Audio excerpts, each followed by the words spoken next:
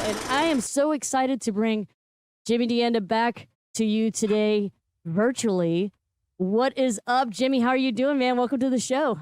Oh my God, April, that was such a blast from the past. It's like, you know, what's so crazy? Because now we can look back, and because now we have the internet that constantly reminds us of something that happened either 6 months ago, a year ago, or 10 years ago. And that's incredible that it was like, I feel like it was just like that long No, ago. I know. I can't, like, next year it'll be 10 years since then. I'm like, whoa. I mean, it sort of freaks me out, not just because, hey, I've known Jimmy DeAnda for 10 years almost, but also because Breast Cancer Can Stick It has been around raising funds for that long. And I haven't told you this, but we've raised almost $400,000 in funds to fight Wow. breast cancer in that amount of time. Wow. So, and we're Well, just just as doing more funny. and more all the time, you know? On my desk here next to Aw. all my stuff, I still have the plaque that you presented to me and to Troy, and then to our great friend AJ Perro that we lost a few years ago. Yeah, yeah.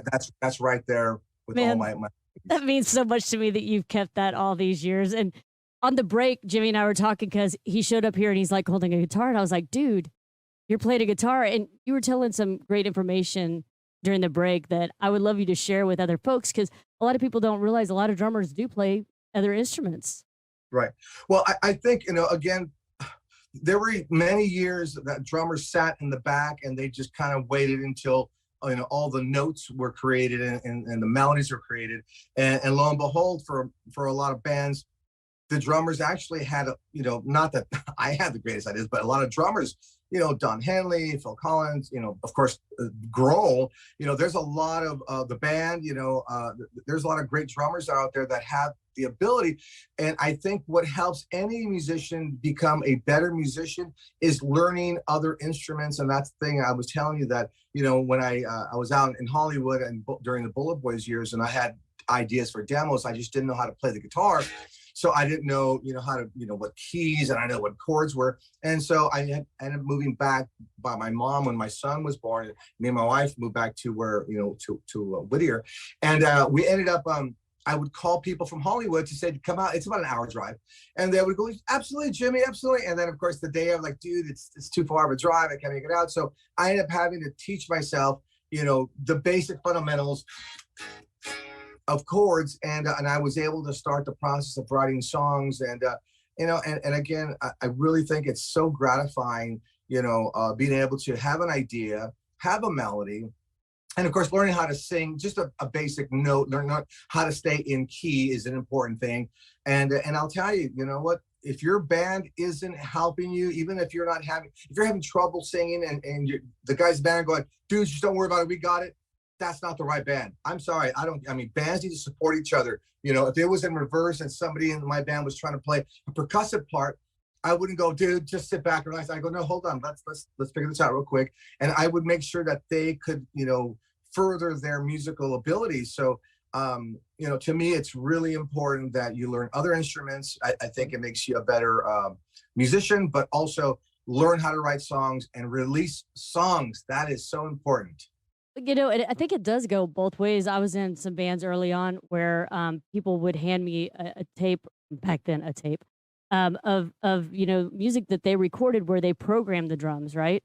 And they were Right. like, "Hey, I want you to play like this," and I was like, "Okay." And you know what? Sometimes those people would come up with some of the craziest parts, and it Right. really actually challenged me. I had a couple of guys in my life that did that over the years that I actually learned to really appreciate that because it took me Right. out of my comfort zone. Right. Instead of just like hearing a tune and going, "Oh, well, this is what I would play." They're doing something completely different, and it was actually really, really good for me. So I like that when other people give input to me on Well, drums. and again, don't get me wrong, I'm all about that. But what the problem that I run into when people hand me a demo tape of a drum program, and then they expect me to sound like that drum program, that's never going to happen. I'm a human being. I have ebb and flow within my body. When I breathe in and I exhale, my tempo is not going to be completely pristine. I'm going to slow down. I'm going to speed up. But that's the beauty of it. That's why we love John Bonham and Alex Van Halen and Joey Kramer and Bunny Carlos, because that shit's a little. I'm sorry, that's a little loosey goosey. So Yeah, totally. I always think that it's important to understand that when you do a drum machine, use a drum machine, don't expect your drummer to sound like that drum machine. But like you said, it's my guide track now. Now I know what you want in the verses. Now I know what you want in the bridge. Now I know what the accents are. So that's helpful to no end. Absolutely, yeah. I dig it. And you know, I've had guys that listen to me play guitar. I don't play a lot of guitar, but and then worked off of that and helping with songs and stuff. So I think that's really awesome and a good point to share. I was wondering if you're like gonna rock out with us tonight, or is that just like your will be this evening? Well, it's just, yeah, it's a will be, but I have like, cause I'm in freaky mode. So it's more of an effect at the moment, not an actual chord structure guitar. Excellent. I love it. Well, as I talked when we talked earlier, I was like, you know, one of the things I love to do when we have guests on who are drummers is try to understand like how you got into drumming. So, you know, like for me, I was in a music store, saw drumsticks, and that was kind of it. And I was around some drums through my cousin and my best friend's brother. And so I kind of was introduced to drums. What was it that brought you to drums? You know, I'll tell you what's funny because I told this story again like a couple times, but um, it was where it was like one of those things that things kept pushing me into the direction of drums, you know. And I think that, and what's crazy is not that we're like the brothers, other than this. I played guitar for a minute when I was around 12, 13 years old. And I went to this actual like conservatory, this school up the hill from our house. And the woman that taught there, I brought the acoustic guitar in and she goes, okay, set that down. You're not touching that. And I was like, oh, I was hoping you could show me Eruption from Eddie Van Halen today. And of course that wasn't going to happen anytime soon anyways, but you know, she sat down and she said, well, we're going to go over scales and chords. And I was like, I wanted to know what Eddie Van Halen was doing. So I went home and I faked. I felt so bad. My poor mom, she paid for these lessons. Sorry, Mom. I don't even know if I ever told her this. And then, because I didn't have a good time there, I would get on the bus. She would see me with the bag, with the acoustic guitar, get on the bus, and then go away. But I would get off like 2 exits down because that was remember back in the early 80s, arcade games were like the thing. So I went to this little tiny mom and pop store that had Defender and Pac-Man there. And I remember I got off there and my mom gave me like $1.50 for lunch. And I went in there and I bought like a cinnamon roll and a soda. And the rest of the change I used to play video games for, and I tried to make it last for the whole hour. And then I got back on the bus and went home and she would ask me, how was guitar? I said, oh, it's great. But what happened was, you know, she found out that I was not going and it wasn't a good time, or no, she found I wasn't having a good time and I wasn't learning anything. So I put the guitar down, and my brother, who just one day without no lessons, picked it up and started learning guitar on his own. And in that same time period, I remember I was unhappy in school, which I don't think anybody's supposed to be happy in school at that age. You know, I was 12, 13 years old. And I remember getting out of, I didn't like gym, PE. There was shenanigans in the showers going on, if you get my point. It wasn't comfortable at that time. And boys are just, you know, we're all just insane when we're 12, 13 years old. But I ended up having to leave it. And when I left it, they said you have to pick something else like wood shop, metal shop. Hey, metal shop.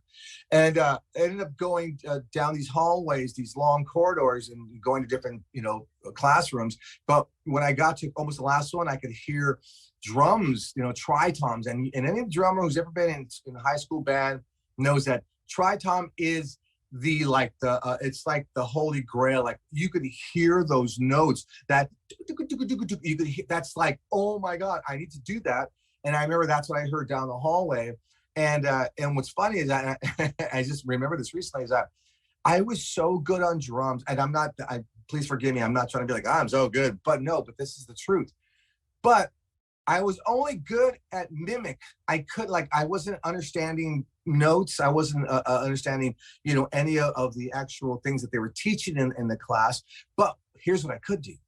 If I heard the best guy in the room play the I could nail it as good as he could. And he was the number one chair. And so that's crazy. That's what I did. Yeah. But here's what's crazy. I could never be the number one chair then, because he always had to do it first in order for me to know what it was. And then, but it was such a great experience then to come home. And my brother goes, I learned, and I went, oh my God, yeah, yeah. And I remember jumping in, and it was just such a like that feeling, because I know that a lot of young kids, look for that connection to something, that they look to be a part of something greater than themselves, bigger than themselves. And that was that moment when me and my brother started playing Deep Purple, or when he wrote his first original song, and we put it together in my bedroom. I mean, those are moments that, for me personally, really were the blueprint of the rest of my life. That I learned a few things, and what I learned was, I'm never going to be successful on my own. I need people. I need collaborations. I need other people to help me to become what I want to be, was the first thing. And I also learned that how much fun life could be at that early age. I learned that it was, that there were things that I didn't know existed. And being in a band, and this, when you start doing gigs the first time, you show up to sound check, you get there early. The club opens at like 3 or 4, and you're there at noon. Everyone's in the parking lot. You're listening to Iron Maiden. It's 1981, 82. You're just having the best time ever. You just want to get there. And I remember those are like still to date the best experience of my life. That's when I really learned about, because I was in sports, but that was male driven to like, there was a lot of like, you got to be this and tough and stuff, which is great. And I think there's a place for it.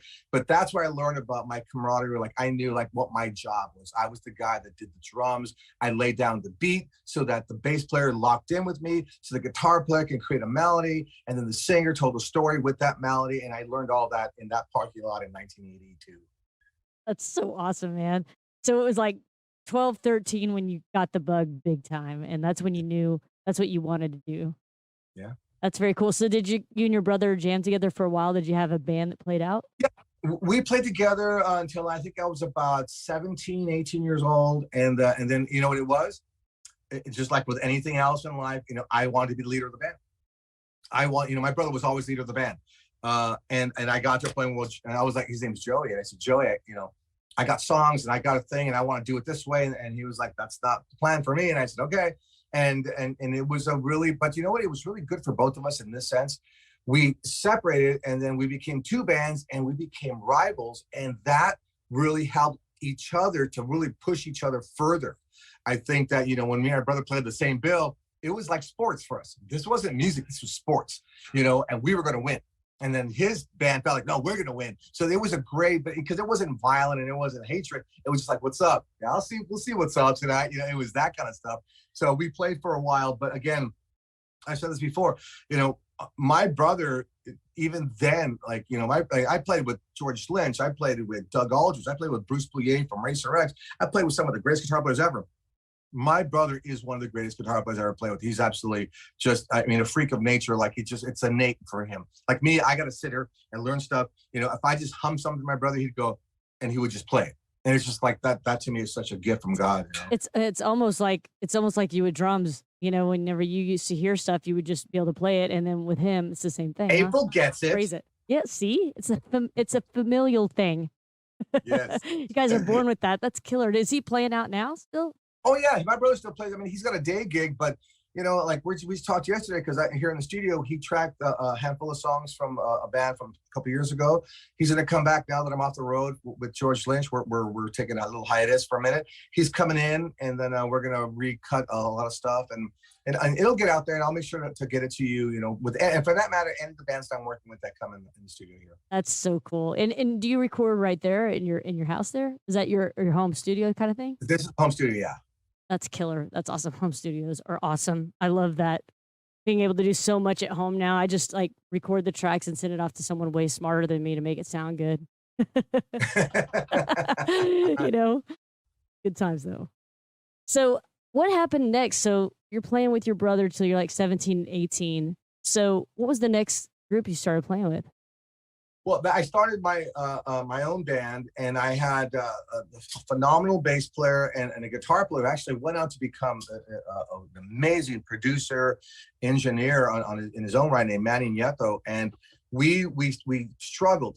We tried to find, because here's 1986, 87-ish. And I had an idea which ended up becoming essentially the Rage Against the Machine blueprint. Is I wanted to have a rapper sing, but I wanted more Van Halen style riffs, mixed with Black Sabbath. But a guy that rapped, and I looked for one forever, and I couldn't find anybody, and it was tough because the music was really good, and it was pretty grown up for our age, and the guitar player was like just a phenomenal guitar player that can create tones and kind of like color things, but we just never found a singer, and in that interim is when the singer from BulletBoys, came and knocked on my door and said, Jimmy, because the band BulletBoys, and I'll jump ahead on this one, was a different band altogether right before that in 1987. They were Carmine Apice's band, King Cobra. That's who BulletBoys, the last incarnation of King Cobra was BulletBoys. I had no idea of that. I don't know how I could not know that. That's crazy. Yeah, and what's funny is it's like I I replaced Carmine Apiece. No, nobody replaces Carmine. But it was an interesting, time period where I remember getting a call from Mark saying, dude, you need to come audition for the band. And I was like, dude, I got my own band. I got something really good that I'm into. And he's like, Jimmy, I'm telling you, you should come and do that. You should come and at least audition. And I did. And I remember there was a handful of drummers that auditioned. Scott Travis was in that mix at the time from Judas Priest. I can't think of that. I know there was a couple other drummers. I can't think of their name offhand. But I remember going in, and I did really well. I really fit what they liked, and I really nothing against the guys, but I didn't want to join BulletBoys. I really didn't. It wasn't until the manager Dave Kaplan, who like now is like one of the biggest managers in the world, but at the time, he was making his bones, and he was, he came to me and he goes, Jimmy, and he goes, because I didn't want to join, and he goes, Jimmy, he goes, what would it take to have you join BulletBoys? And I go, I don't know, Dave. I got a great band, and I want to go back and do it. And he goes, Jimmy, how would you like free drums and free cymbals? And I said, I'm in. and that's all it took was free drums and cymbals. Your heart. Right. And wait, but here's like what kicked me in the butt one day. Years and years later, Dave goes, Jimmy, he goes, that day that I asked you that? And I said, yeah. And he goes, he goes, if you had held out, I would have given you extra points in publishing. I would have gave you extra money on this and that. I was like, oh dude. Little did you know. Lesson learned, right? Yeah. Dang. Well, so BulletBoys gets going, and what was it like right out of the gates? I mean, were you guys playing clubs at that time, and were you slipping right out onto tour? Or what was happening? Well, that's what was crazy about it, and I've told this story to other musicians, and they get really bummed out with me. But I only played 7 shows with BulletBoys. And because of David Kaplan, he got assigned to Warner Brothers Records with Ted Templeman. And essentially, everybody that worked the Van Halen's records was our staff. We were in that mix now. And so it was 7 shows in LA. And then we were in the studio with Ted Templeman making a record. And it was just like, it was almost magical, because Lonnie hadn't been around that long. He was around longer than me, of course.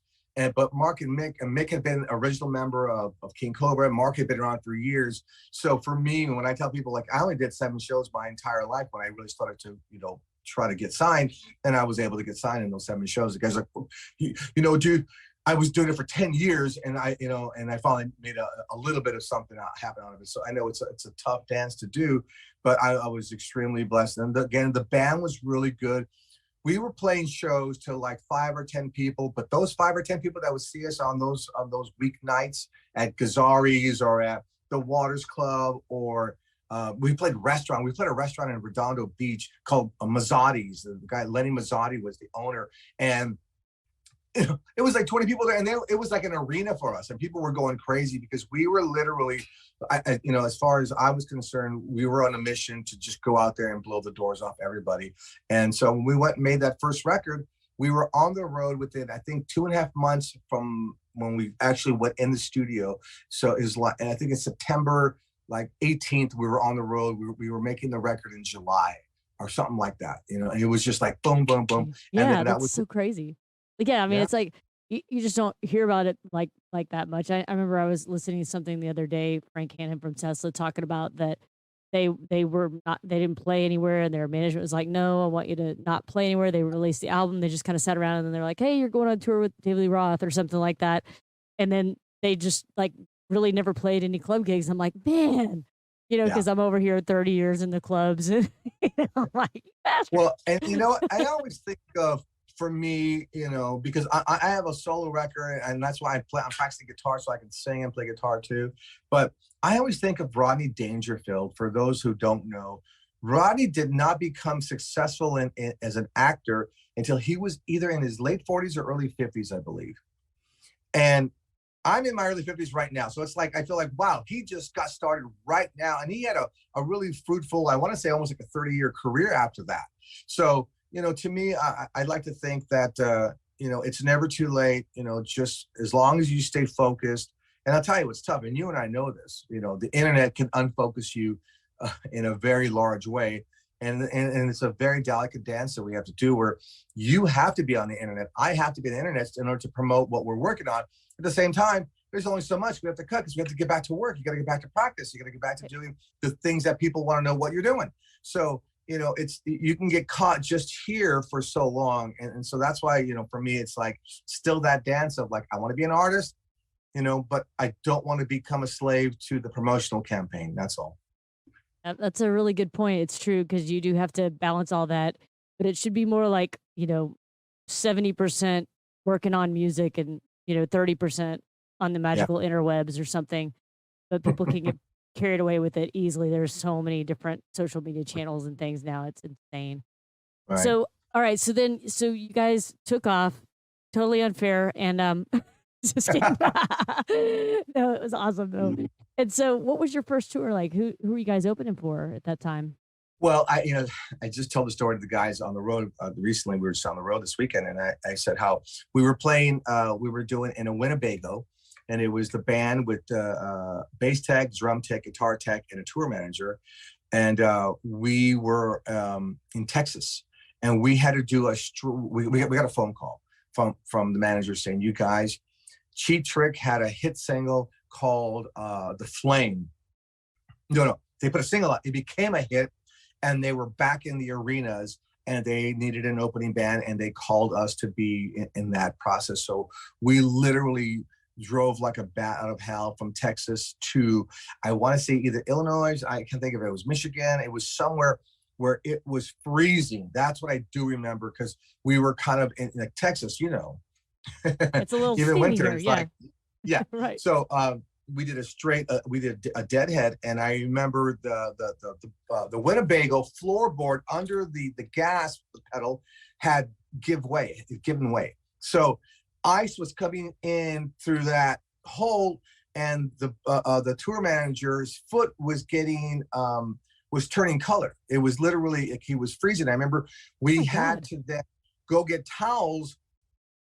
He brought his foot up, and we would wrap his foot around towels, and then he'd put his foot back on the gas, because we literally, well, I mean, we drove, I think, almost for, I don't know, 18 to 20 hours straight. We pulled up to sound check. It was like we pulled up and we literally unloaded the gear and sound check. That's how close it was that, we wouldn't have made it if there had been like a car crash or some road that was unable to be traveled on. We would have missed the entire show. So it was such an amazing, and look, Cheap Trick's one of my all-time favorite bands, and it was just a dream come true to be there. I mean, I remember at soundcheck, this is a true story. I went in the front of the stage where the barrier is, looking up. I looked up watching Cheap Trick soundcheck, because I was still so much like, I'm a fan. Like, I'm lucky I'm even invited to this party. So I sat there in the audience where there's no audience, of course, and I just by myself watching the band soundcheck. And I will the always same remember. thing. That's so awesome. And I mean, yeah, what a dream come true. And I assume that, we were talking earlier that was the moment where you're like, oh, we've made it. Would that be No, about the time? still no. The Still no. moment where I thought I made it and of course this is all subject to the individual, but I was getting gas for my car. I had a 68, 69 Nova. I can't remember. It was like a little grandma Nova. It wasn't like the cool Hot Rod 72 Nova 2-door. This is a 4-door, but I still loved it. I had all my punk bands, DRI and Black Flag on there, and SOD. I was all, into thrash and stuff. And I remember I was at an Arco by my house, and Led Zeppelin was on the radio, and I remember pumping gas, and then I pulled the nozzle out, and I was standing there, and Smooth came on right after Yes, Led Zeppelin on dude. on the biggest radio station in LA called KLOS. It came Uh, on, and I remember like turning to people on the gas station, going, this is me," like yelling to people. And I remember like people were like kind of like backing up, like, "Dude, what the hell?" And I remember I was just like, I just stood there outside of my car listening to Bullet Boys come on right after Led Zeppelin. That to me is when I thought I made it. That was it for Wait, me. yeah. I mean, and it wasn't like, 3 in the morning on some like Texas tapes or, we used to have a show here, Texas tapes. It was a local show or whatever. It was like the real deal. You're like right after Led Zeppelin on the radio. Crazy. It was 1 in the afternoon. That's awesome. Yeah, Wow. that's why I was like, okay, that's it. Awesome. I noticed we only have about 5 minutes left. I had two more things that I thought of Yep. after we hung up earlier that I wanted to touch on because I think they're important. Is you're sober, right? Yes, clean and sober. And how long have you been sober? So November 19th of last year, I took 20 years clean and sober. Awesome. That's really cool. And when I met you, I remember thinking how cool it was that the first year that we had, celebrity drummers involved with breast cancer, can stick it yourself and Troy Lucetta is we had three sober drummers there playing drums that night. Troy, you, Yeah. that's right. Yeah, That's yeah. right. And that really meant a lot to me, Jimmy, because, as somebody who's sober and plays drums, having other people who I look up to and, who inspire me, being the same way, it really, really was great for me to meet you guys and to know that about you.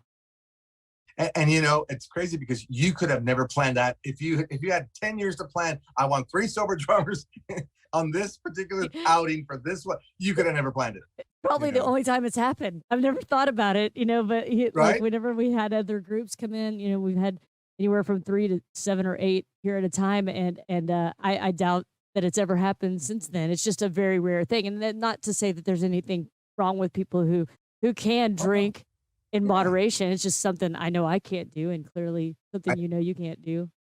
I've said it before. If I could, I would. I've tried on my own. I tried for many years. I always ended up, crashing and the car's in the ditch and it's on fire and it's just, I could never successfully by myself do it. There was just no. I mean, I lied as long as I could. I made deals. I cried. I apologized to my wife. I apologized to my son. I did, and then there just came a time I was like, oh, I can't do this successfully. Oh, okay. And that was like that was such a relief. It was like, oh, I can stop fighting now. I can stop fighting this demon. I can just allow this other information that I have now to come into my life, and I can utilize that information in order to help that I don't go back and I don't make those mistakes and I figure out why Jimmy did what he did for so long. And all that is, and you and I know it's a process. It's nothing, if you drank for so many years, it took you that long to get to that state. It's going to take you equal amount of time, if not more, to get unravel that yarn, if you will. And for me personally, I still do the things I did when I first got sober. I do a lot. I talk to the guys I know. I go to meetings. I still do a lot of the things that I do. I still have a morning ritual. It's people say prayer. It can be meditation. I sit there and I think about all the beautiful things that are in my life today that I did that I wasn't supposed to have, that I was not, I was leaving this planet. I was on my way out the door. And it does it every morning. It's like the light goes on and the first words out of my eyes are still closed and I just go, thank you. And that's the first thing of it. So for me, it's still something that I take very seriously, and I know you do too, and so does Troy. Because I talked to Troy a couple of months ago, and and we talked about it. We had a little kind of meeting on the phone. We just talked about the beautiful experiences that we're having because of being clean and sober, and how we wouldn't be having this stuff. April, you, me, and Troy would not be having any of this stuff had we had stayed on the road that we were Oh, on. I That's know. for sure. It was For just sure. destructive, totally Yeah. destructive, and not good for you, not good for anyone around you. Or And for it, and it our families as well. They suffered right. as much as we did. Yeah. That's exactly right. And being clean and sober and having that clarity it makes you so grateful and it helps with your perspective so much. That's what I think Yeah, about that for sure. it is And very true. And yeah, I think I'm a better musician for it. That's it. yeah. I think anybody would be. I mean, especially those of us who had a problem with drinking. If I would try not to drink when I played, but sometimes it would happen, and you're just a sloppy mess, and it's a lot better this way for sure. It really, really is. Yeah. All right, I had one more thing for you, and it Okay, because it keeps popping up on your like on your I'll timeline be or brief. something. I know you're good. Um, and there's that picture of you with Lemmy and Eddie Van Halen, and Hmm. every time I see that, I'm just like, man, I bet you got that framed somewhere. Tell us how that came to be, that Well, what's moment. funny is that I remember that night so vividly, but that picture didn't come out until like around, I don't know, like maybe 5, 6 years ago. And at the time, so that was at the movie premiere for Bill and Ted's Excellent Adventure, and in that time period, I had we were hanging out with Ed Van Halen, where the bass player Lonnie from BulletBoys, his wife was best friends with Valley Bernali, so Lonnie was in the kind of that world already, but I'd become friends with Ed. At the studio one time, I went to pick up some demos, and he was there. And I walked up, and I go, Ed, Jimmy from BulletBoys. He's like, dude, what's up? Kiss me, literally kiss me, like just that far from like from my mouth. I was like, Still not oh, washed, right? I got a little Eddie Van Halen spit. I love it. And then so I saw him then, and then we went and hung out with him at the Forum, and we had a couple of go arounds. And then so when I saw him that night at the premiere, and he was like, "Dude, what's up?" And it was just hugs and kisses. And then here comes Lemmy, and the photographer goes, let's get a picture. And I remember like I stepped out, and then I mean, it could have been Ed, it could have been the photographer. They go, Jimmy, get in the picture. And I remember I got in the picture, and I remember thinking like, oh my God, I hope I can get this picture someday. And then fast forward to I never see it. And then one day it's on the internet, and I was like, oh my God. I The mean, holy think grail about of pictures, man. right. And think about, and and we've lost both of them now, but that is a rare, rare, rare moment. Edward Van Halen and Lemmy in two different worlds came together one night, and the kid from Boyle Heights, East Los Angeles, is there. Now, it kind of worked out good that I was in the corner, because I got chopped. I get cropped out all the time, which I don't care about. When people go, damn, dude, they cropped you out. I don't care. I was still there with Edward and Lemmy talking, having a beer at that time. So they can crop me out all they want. I have the original one that has me in it. So that's all that matters. Yes, that's so awesome. I love seeing that picture because it just keeps popping up. I ran across it again today, and I was like, man, that is so cool. I mean, I would treasure that thing. I would have that thing printed multiple times in a safe, fireproof, You're everything. kidding. I'm going to get a tattoo of it on my back. There we go. You should.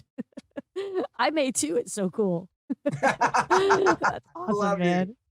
Dude, man, thank you so much for coming on tonight. I knew we would be full of a lot of conversation. It's so good to get to chat with you again. And April, and man, real quick, yeah, I need to say something to you real fast. yeah, hit You me. know, listen, the Breast Cancer Constitute Foundation, and to me, that has been such a wonderful, wonderful thing to be a part of for me. When you first called me and said that this is something you're working on, I didn't hesitate 1 second to be a part of such a great outing. And again, you and your family and everybody involved, always such beautiful people, and just and there's something I learned in the program, doing the right thing for the right reasons.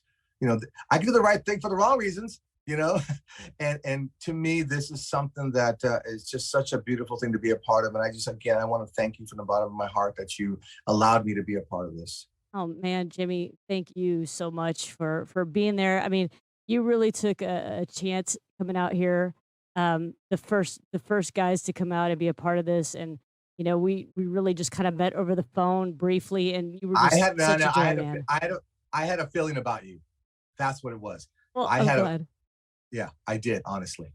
Well, I'm super glad you did, man, because I mean, it was such an incredible event. I ran across some video today, and I was like, I have to share that with you. It's too, I don't know, amateur to show on the show, but I mean, it's so fun to watch. I saw some video where Troy is right behind you, just gleaming up, watching you Oh, play, and I I mean, it was love it. just so cool. It was just such a really cool moment. I will never forget that show back in 2013. It meant so much to me, and thank you so much for always supporting me. Anytime I see you, you're always just so positive and You help motivate me and keep me inspired. I really appreciate it, Jimmy.